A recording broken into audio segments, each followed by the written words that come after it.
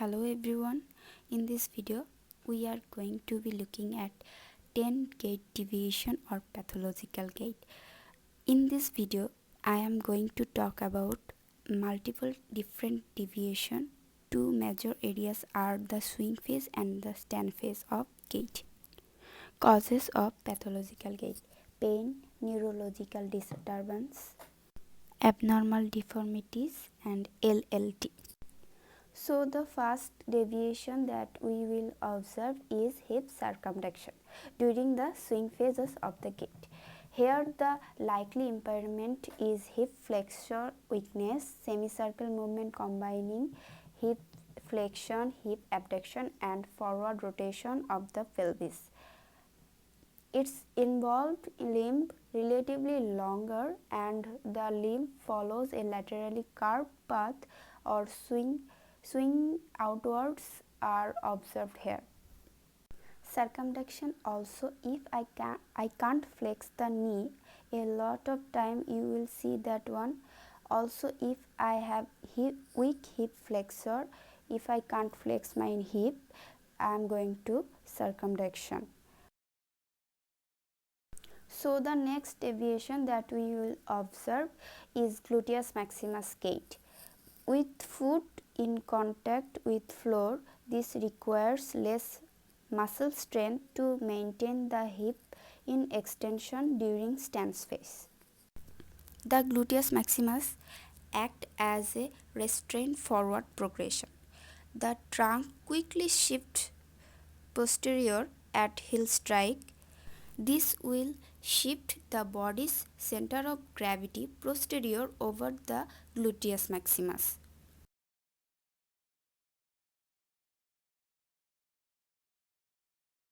This gait possible causes is the gluteus maximus muscle weakness.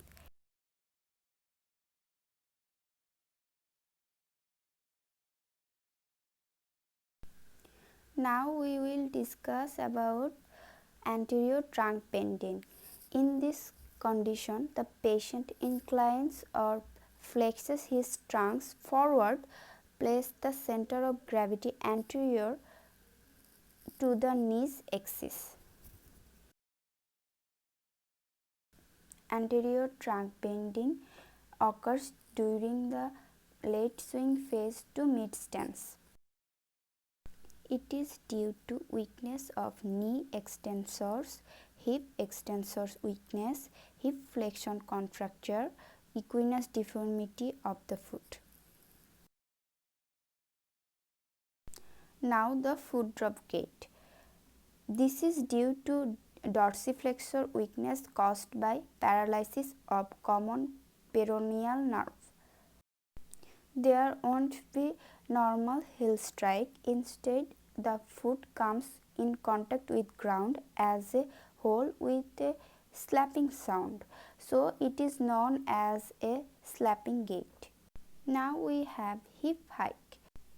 I am gonna literally hike this hip up to try to get the leg shorter so that I can swing it. It occurs on swing phases, trying to lift the pelvis on the swinging side. The possible causes of hip hike is hamstring weakness. The next gait is about quadriceps gait. With compensation, leans forward over the quadriceps at the early part of stance.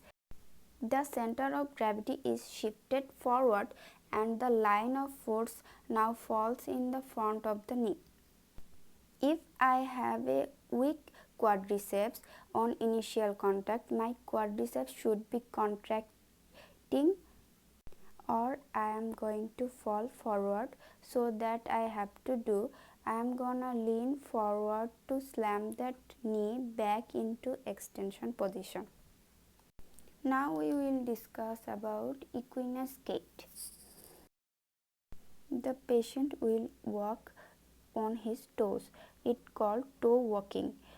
The causes of equinus gait may be compensation by plantar flexor for a short leg, like minimal leg length discrepancy, moderate leg length discrepancy, lastly, severe leg length discrepancy.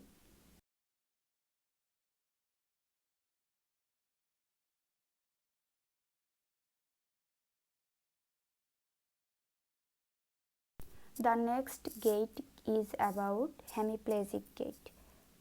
With spastic pattern of hemiplegic leg, hip into extension, adduction and medial rotation, knee in extension position and ankle in drop foot with plantar flexion and eversion position. It is present during both stance and swing phases. This gait is also known as circumductory gait. The next gait is lateral trunk bending. The patient leans or bends the trunk towards the supporting side.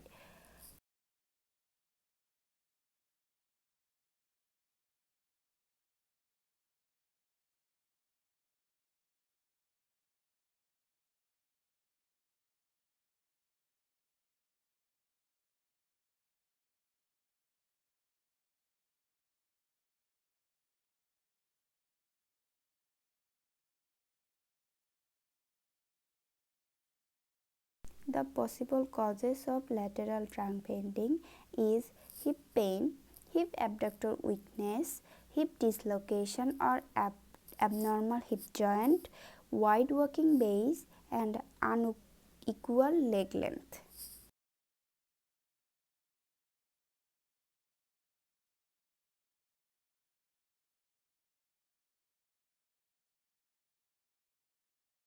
Now we will discuss about knock-knee gait. It is also known as genu-valgum gait. Due to decreased physiological valgus of knee, both the knee face each other, widening the base of support.